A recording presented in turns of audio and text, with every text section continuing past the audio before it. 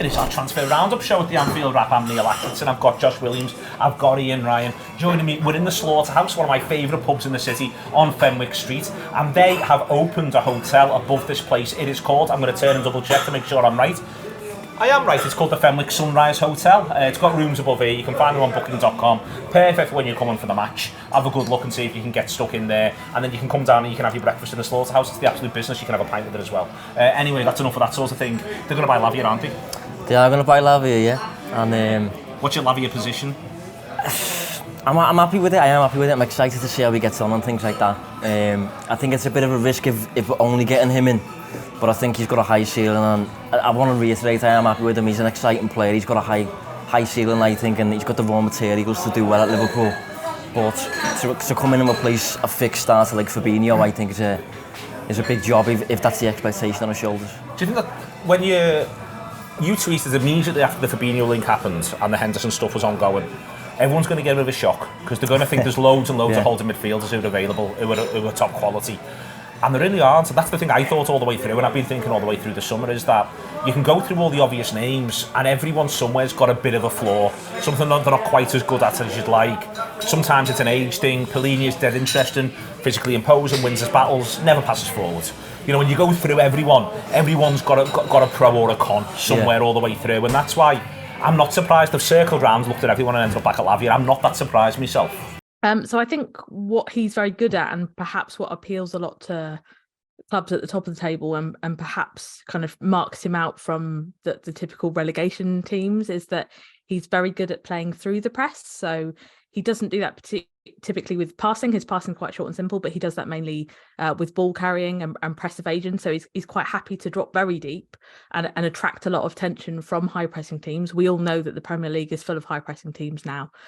So he does very well with that. He's very good at pulling teams onto him and absorbing that pressure. And I think that's probably what surprised people, is that he is very comfortable at doing that.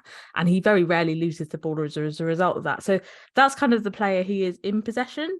I think out of possession, he kind of marks himself out with his ability to read the game. And I think another thing that kind of makes him seem older than 19 is that he is just so good at reading the game and holding those deep positions and intercepting play.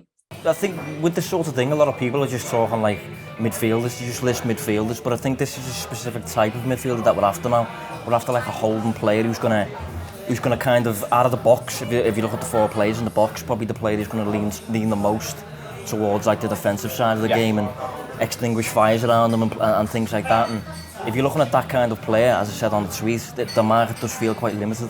You've got like Rice potentially, you know, you've got doubts over is even that kind of player, but he's going for 105 million or so. Casado's getting chatted for 100 million. And as you say, a lot of these players are like slightly too old or maybe a bit raw and things like that. And I think Lavia has the kind of raw materials to do it to a decent level. And on top of that, he's homegrown as well. I think that's a massive thing with Lavia. I think if you look at the market as a whole, I think if Lavia wasn't homegrown, I think we didn't have that attached to him, I don't even know if Liverpool would be going for him as a first choice target personally, because obviously we've lost Henderson, Milner, Ox. I think there's question marks almost regarding the futures of like Gomez, Kelleher, Phillips, even Fabio Carvalho. So I think there's kind of like a bit of a homegrown issue bubbling behind the scenes. And I think Lavia is a player who would come in and address the kind of midfield void that's there, but also tackle Liverpool for a few years in terms of the homegrown department as well. What I like about him, having watched him last season a fair bit and having watched the videos, obviously what I've heard from everyone who's very Southampton orientated, and what I like about him is I feel as though he's got pace. He's got pace to get around the pitch. When you talk about putting out fires, it's not often, and it's interesting the manager talked, he said that we want to be the best in deep defence, but it's not that often at Liverpool where a number six does sit in front of the back four in that pure way. He sits not in front of the back four on the edge of the penalty area. He sits in the centre circle. He sits covering ground, and I think that that's part of why they like him, because he looks to me like he's got that raw, explosive pace that can help him put fires out. Yeah, I'd say so. I don't think he's just that guy, as you said there, he's just going to sit there. I think he has got the ability to progress the ball, both through his passing but also carrying it as well. So people will talk about him being pressure resistant and stuff like that. I think you can only be excited when you listen to some of the Southampton kind of fans who've spoken on the Anfield Wrap and have talked about him in such glowing terms. I mean, he is 19, but they're almost talking about him like he's 22 or 23 and he's had maybe 150 games behind him. So I think he does come with a bit of a mature head. That said, I think there are going to be times where you've just got to accept that he's 19 and there will be things he'll do that are a bit mad that maybe put you in a little bit of trouble. You know, case in point against Liverpool last season, there's that big one. But those kind of things can happen to young footballers. They can happen to older footballers as well, but you are more likely to see it with a younger footballer who will just make those mistakes. And I think as long as we're all on the same page and we can accept there will be a little bit of that, I'm excited by it, I really am. But similar to Josh, I think there has to be somebody else as well. I would be a little bit uncomfortable if Liverpool are losing all of the experience. And we know some of those lads who are going out the door, they're not in the best years, we get that, we know that. But I still do think you've got to see some experience come to the door. So, I mean, do you also want an older head to come in as well? What sort of position do you want your older heads to be in? Because I'm very un-older head. Now, I've gone. I'm just like, fuck it, new era, new dawn, etc, etc. So you want an older head as well? Well, when I say older head, I just mean someone who's kind of been around the block a little bit more, and someone who's even just played more games. Like, I know Lavia's just had his first season in the Premier League, and he did do quite well, to be fair to him.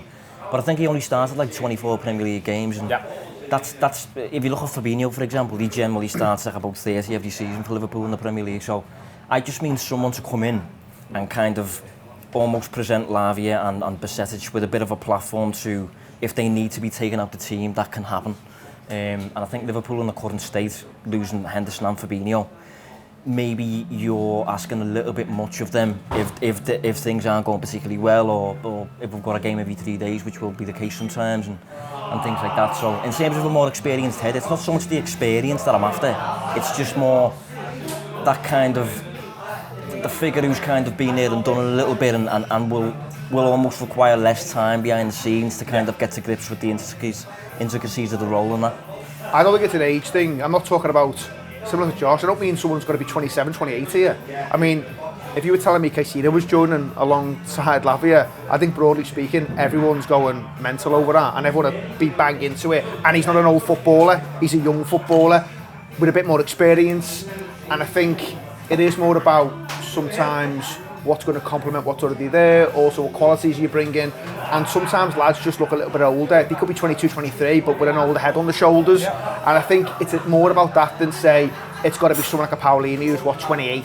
I don't think it has to be that. No, listen, if Liverpool was to go and get him, I wouldn't be totally against it, other than the injury thing at the minute, which could be 6 weeks, 7 weeks. Might be a bit longer. Might be a bit longer. That wouldn't feel particularly great because again, you're relying on a young lad, maybe starting at Chelsea.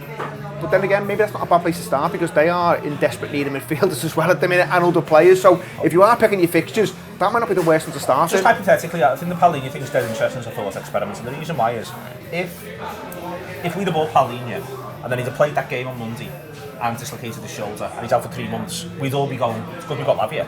Yeah. If you know what I mean, like genuinely, that's why I think it's an interesting thought experiment that you can, you know, I don't want to talk, I'm not trying to talk anyone into anything really, but I certainly don't want to talk people into saying it's alright just with Lavia because I want them to get another one. I'm not that desperate for it to be a number 6 though, like I'm up for a bit more of a Swiss Army knife, or certainly one. Why I got something into Paulinho the other day, he's had a kid and he's played some games for Portugal at centre-half, and I thought, well that's interesting, the idea that he can move back there as his career moves on a little bit with Liverpool, so you're not just buying him for 1 year or 2 years in centre-mid. But I think a bit of a Swiss Army knife of a footballer would be no bad thing, don't get me wrong. I'm just not absolutely desperate for it to necessarily need to be, you know, someone who's gonna grab the number 6 shirt as well, if you see what I mean. Yeah, possibly. And Liverpool have got some footballers in the squad who I think the manager might be able to mould into something a little bit different. And then sometimes players go on a bit of a journey. So you'll often talk about Rodri and how good he is, and he's brilliant now, he's stellar, he's probably the best in the world. But he is different now to what he was when he comes through the door. You know, they commit to something there. They commit to putting time and effort in. And don't get me wrong, they're obviously in a really good place with the full titles and stuff. But I think they buy him on the back of, is it when Liverpool win the European Cup, City go and buy Rodri, I think, that season. So they don't win the league that year. And he takes, 12, 18 months to really get into his stride to the point where he now is the best in the business. So I'm fine with that to an extent. But I think on the back of a season where it's been really tough, Liverpool need to act with certainty. That's my thing here. You've got to try and act with as much as you can with certainty. And that's difficult because you never know what's going to happen with a transfer. There's no guarantees. But I think I land on, it can't just be one if you're losing all these lads. It just can't be that. It can't be. I don't want to sit here in September and think, fucking hell, Reds, we've left ourselves short again in this particular position. Whether it be centre-half, whether it be centre midfield, we can't be in that scenario, and I know you can't cover every single eventuality, but Liverpool, they almost owe it to themselves not to try and cover most eventualities. And at the minute, you look at the squad, and it's shaping up okay, but there are only, 2.5 weeks to go now, and it's getting a little bit close. I don't think the fixtures are too bad, because I think Chelsea will be in a similar scenario where they've got to settle 1 or 2 new lads in, but I probably would have liked to have seen at least one more through the door by now, because let's be honest, Lavia hasn't even joined yet. It's rumoured, but they've still got a bit of negotiation to do, so we've got to see where that lands. I'm happy to offset the gamble with another gamble. I think that's where I'm a little bit different. I think you're looking for a bit more experience. I've loved the links to I think Palhinha's looks like to be like a good player. I think he will be a bit of a gamble in the injuries in there. I've talked on these shows about Tyler Adams on a couple of occasions, who is another interesting footballer. He's but he's injured in October as well, so you've got him, and also he's got an injury record, Tyler Adams in general. There's a couple of others. I love the lad at Fluminense. He's called Andre Trindade. We got linked with, and I've looked into him and done the numbers on him. The other one that I've really been entertained by is the link from Fluminense in Brazil of Andre Trindade. It's a nice word to say, isn't it? Fluminense is a lovely word to say. Lovely, yeah. He's an unbelievable passer of the ball. 99th percentile for his passing, 88% on his pressure pass, 96th percentile. He's brilliant when he's dribbled at, 97th percentile around that. The progressions aren't great, and there's obviously a couple of concerns. He's not the biggest, he's only 5'9", and you see that in his aerial wins. And in terms of what he's doing in the opposition half, counter pressing and pressure regains and ball recoveries, it's not outrageously good. But the idea, for instance, he is so strong in the tackle there, 83rd percentile, and he's good on the dribbles. I do wonder if there's something where, with the right manager, a different way of playing, he could come to the party. I'd be all right with them doing something left field. I genuinely would. I think if they were to get Lavia, looking at who they've already got, it might be because of how much I rate him back Jones. I think McAllister's looked great in pre-season. I'm all right with them taking a risk somewhere, I really am. Yeah, well, I think the Rodri point is interesting. I think obviously it took time to learn the role, and I think if you think of Fabinho when he first came in, we didn't really see him in a Premier League game until like late October. I think it was like early November and things like that, and that's because it is such a specialist role. And I must admit I'm a little bit different to you in the sense that rather than getting in the Swiss Army, like I would rather a bit of a specialist personally. I think Lavia, to an extent, has enough of a varied skill set to be a bit of a Swiss Army knife if you need him to be that. Whereas, almost a bit like Henderson was for us at times.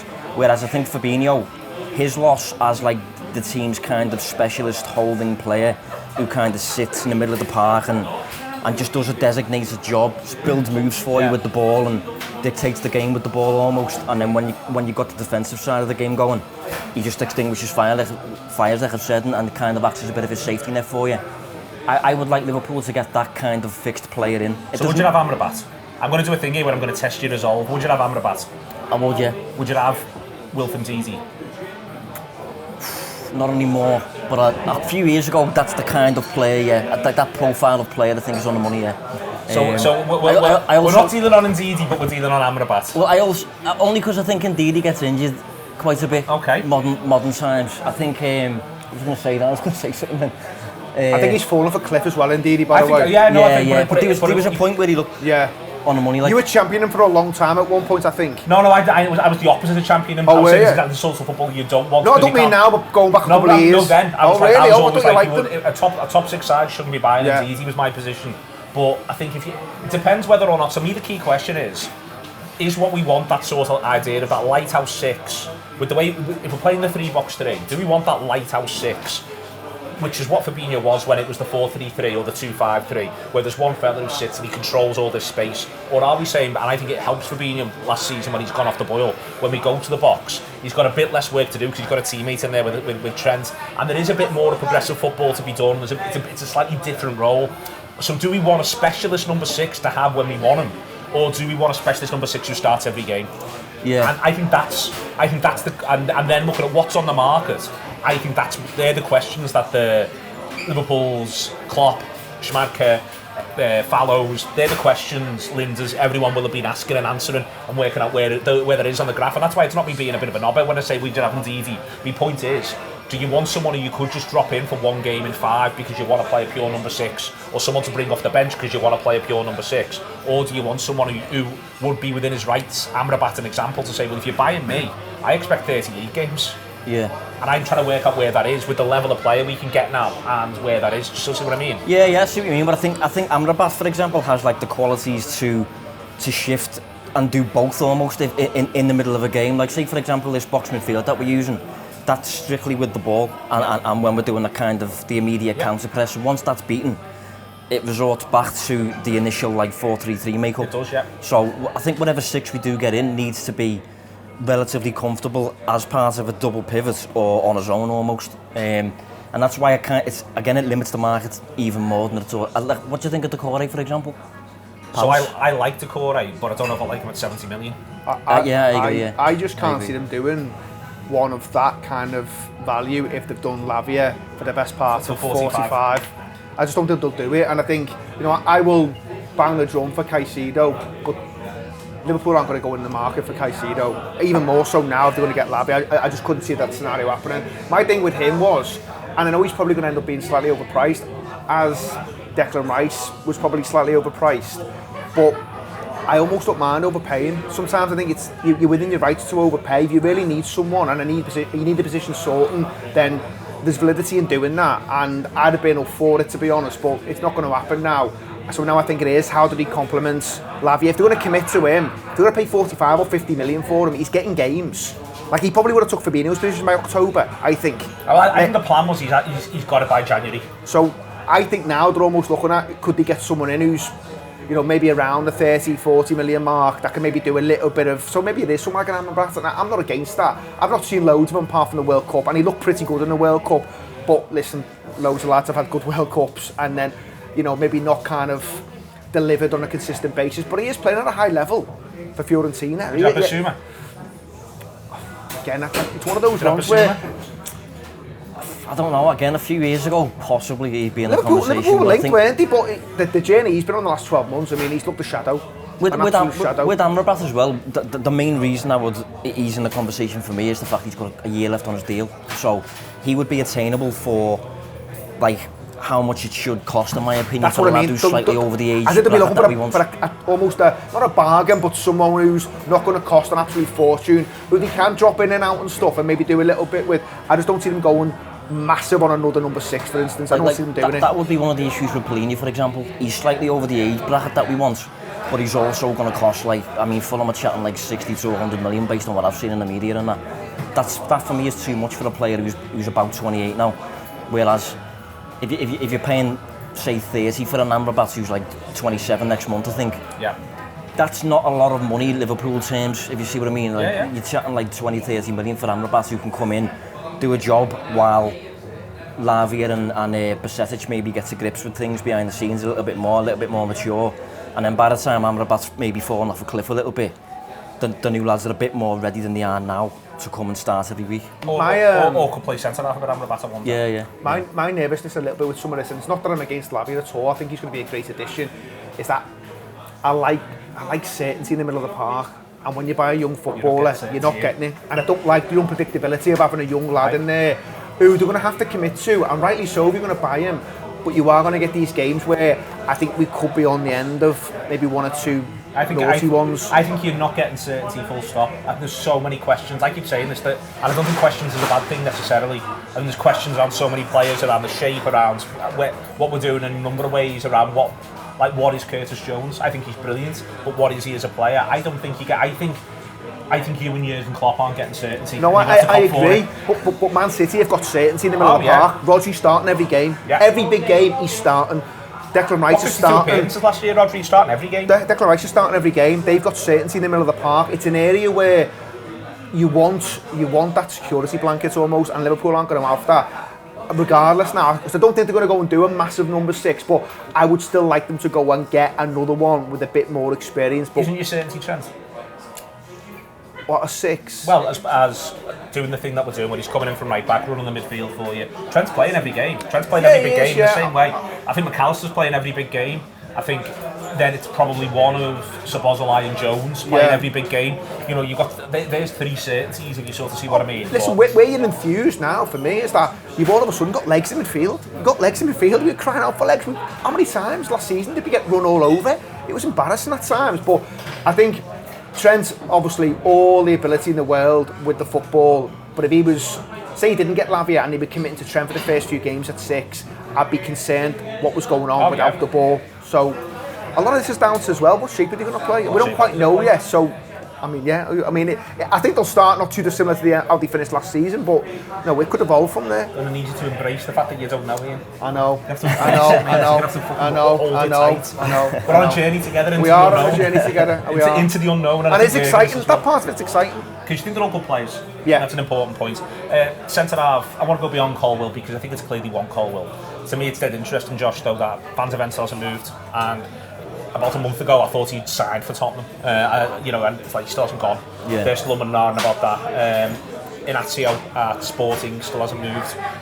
Again, all the way through May, June, loads of chat. He's got a release clause. It's this. Someone's going to come in and pay it. He still hasn't moved. I think right side still interesting. Pavard still hasn't moved. Today he's linked with City and United. We dropped off the list of names in there. It's interesting who hasn't moved. It's interesting that there's loads of footballers at the back who Liverpool could still go for. There's been very few big moves from centre-half positions or full-back positions. To be honest though, even the ones who have moved, the fact that Liverpool have just let them happen, I think is quite interesting. Like for example, Pau Torres is a left-footed centre-half who is, Cole's left-footed, Inacio's left-footed, Van de Ven's left-footed. So we obviously want a left-footed player, and we've let Pau Torres go to Villa. Brighton wanted Levi Colwill early in the summer, didn't get him, left-footed, so they went and get I think his name's Igor from. Yeah, they got Igor, he's enormous, yeah. From Fiorentina, left-footed player, so he's their alternative. We've let him go. Brighton notoriously very good at recruitment and things like that. So whoever Liverpool get in, because we seem to want this left-footed centre-half, and I think we're getting to a point now where we need to give Van Dijk a bit more of a rest. Yeah, more often, yeah. And there's the Europa League games on the horizon. Yeah, exactly. And I think Van Dijk, he's been a bit of an anomaly on that left side because he's right-footed obviously, but his distribution's been so good that it's never really stung us. But I think in comparison to every other Premier League club at the top of the league, we do need that left-footer in, and as you say, Inacio certainly someone I'd be interested in. I think Van de Ven a little bit less so on the ball, but I mean, we've all seen that video about how quick he is. We all love that, don't we? We're all swayed by that. I'm just intrigued, as I say, as much by who hasn't moved. I think that they are going to go somewhere in this. I think they should. I want them to buy 4 more. They buy Lavia. I want them to buy 3 more players. I want them to get 1 more midfield and 2 defenders. I think it may come down to who they manage to shift and what money they get in. I think they'll do 2 more. I think they'll do 1 more midfielder and 1 more defender. I feel as though Pavard's going to go all the way through until the 1st or 2nd of September, and someone's finally going to go, we'll have you, or something like that with him, because I think it's a bit hard. But I think there's players out there, there's my point. If Liverpool really wanted to buy Pavard and Inacio, they could do it today. For them all the noise, they could just do it today if they wanted to. They haven't done. I'm intrigued by where that's going to end up. Pavard was winning a lot, of course, at Bayern Munich, so you see that he is a guy who can bring titles in, but he's also hungry because he wants to show it now on the next level, on another level, and he's really keen on winning. And I think this is the mentality he brings in for Liverpool, and that's why they want him. But as I said, Liverpool wasn't from the beginning the first choice of him. Barca was earlier, but they don't have the money next year for a free agent. I think it would have been Barcelona, but at the moment there's the big chance. The Italian clubs like Inter or AC Milan are also in the race, but not the first choice.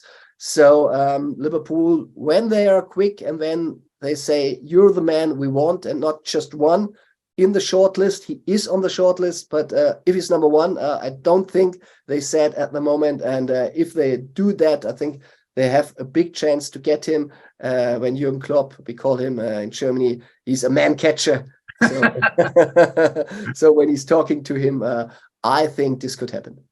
I've said all along, even going back to last season, I was massively committed to Liverpool doing 2 defenders this window. I don't think that happens now. I'll be surprised if it does. Don't forget, I mean, the window does go on a little bit longer than sometimes you realise. We haven't got to get them all in by the first game. It does stretch into. Is it 1st of September it closes? Yeah, Friday the 1st of September. So there's a little bit of wriggle room on that front, but we know the manager likes them in early. But I wanted 2 defenders in. I did want 2 defenders in, and I don't think you're going to see Matip move on now. Feels like he's going to stay, and same with Gomez. And I think you could have made an argument for either one of those, if not even both, leaving the club. But I understand there's the homegrown thing that Josh has mentioned around Gomez. But because we're not sure of their level, and it's back to that certainty point again, and maybe just having a bit more comfort, I wanted a couple of lads to come in. I've got massive concerns around the injuries that our centre-halves pick up, and I just don't want to be in a scenario where all of a sudden... So about the level, Ian, just on that, my concern for Matip isn't what his level is as a centre-half. My concern for Matip is I don't know where he plays in this. If we're going to keep doing this, I don't think any of those roles particularly suits him. No, he played well against West Ham away, where he had to do a bit of that coverage that Canate was doing. But if you asked him to do it on more than a one-game basis, I think you might see him really, really struggle. And I don't think Joe Gomez has quite got the aggressive nature to kind of perform that role either. I think some of this is about Sell as well. I mean, anyone looking at coming to Liverpool, that left-hand sided centre-half position, do you know Van Dijk's going to play the majority of games? Now, is Robertson going to drop out in some games, or is he going to... We don't know yet. And that's back to, so you mentioned Pau Torres, but what's he, 25, something like that? Yeah. He's probably, I mean, Liverpool weren't even in for him, but he's probably thinking, well, I want to play every week, and I'll play every week at Villa. But those other two lads, Ben and Asho, they're younger footballers, aren't they? 21, 22, so maybe it is one of them where they land, but according to the reports today, Spurs are preparing a 45 million bid for Van der Ven, so whether that comes up or not, I don't know. I think Pavard he's dead interesting because he's just sat there. I've looked at his game split last couple of seasons. It's about 60-40 right back, centre back. That's what he does. He's not 6'4" and as physically imposing as Canate on the one hand. His progressive passes are really, really good. He's got a really good head on him, but he's not Trent Alexander-Arnold on the other. But it does feel as though there's room there for him to do a little bit of both. I like Pavard. I've liked him for years. I think he's a footballer Liverpool should be seriously considering. Yeah, I think Pavard for me, the only way in which I can see that one actually happening is if this chase for like a number 6 alongside Lavia, the lad that we're chatting about basically, we just can't find him essentially. If we can't find him, maybe this kind of pre-season experiment where Trent is starting as a 6 and playing as a full-time 6 throughout the game is like a bit more of a fixed ploy, and if that's going to happen more often throughout the season, obviously we need a new right back. Pavard can occupy that role and things like that, but I think if Pavard's going to come in, Kanate's going to stay in the team, Trent's going to stay in the team as a right back, and we're going to get in a new holding player to play next to Lavia or with him or whatever, I can't see... You think it becomes one too many? Yeah, a little bit. And going back to that Matip point as well, I think going back to like the end of the season, the final 10 games, I think Canate was simply doing like far too much in terms of covering ground and that. And I think that would explain why we're interested in this left-footed centre-half, because Robertson was obviously occupying the left side of the defence in terms of the back three, but he was still getting forward quite a lot. Van Dijk then shuffles over and Canate is tasked with managing the whole pitch essentially. I think if you get in someone like Inacio, starts him as a full-back and he tucks in and becomes a wide centre-half, just by him staying there compared to Robertson who's just going all the time, Canate just has to cover a little bit less. Matip covers a bit less when he's playing in place of Canate. So it's all these it's like a moving floor, isn't it? Like it's all these kind of unanswered questions that a lot depends on this, and then this depends on this and all that. But it's really interesting to see what's going to happen. Like you're putting a lot of strain on Canate. I think a lad who has got injury kind of history, to ask him to do that on a regular basis where he is putting his body through, because that will take its toll. That is a lot of coverage. I think each game. Any of them, yeah. But I mean, he's the one who looks like he's most equipped to be able to do it. But you would worry if he comes off the team. What's your plan then? Yeah. Okay. Thank you very much to Josh, to Ian. All the way through that, we've been dropping in clips from previous shows that we've done. So if you do want to subscribe to the Anfield Wrap, audio and video, you can do that. You can do the video stuff underneath the YouTube if you're watching it on YouTube. If not, you can download the app. You can do it through the app, or you can go to theanfieldwrap.com/subscribe. That's what all those clips were. Liverpool are going to be linked to more and more players through August. We're going to find out all about them. But thanks a lot to Ian. Thanks a lot to Josh. See you soon. It's been the Slaughterhouse. It's been a business.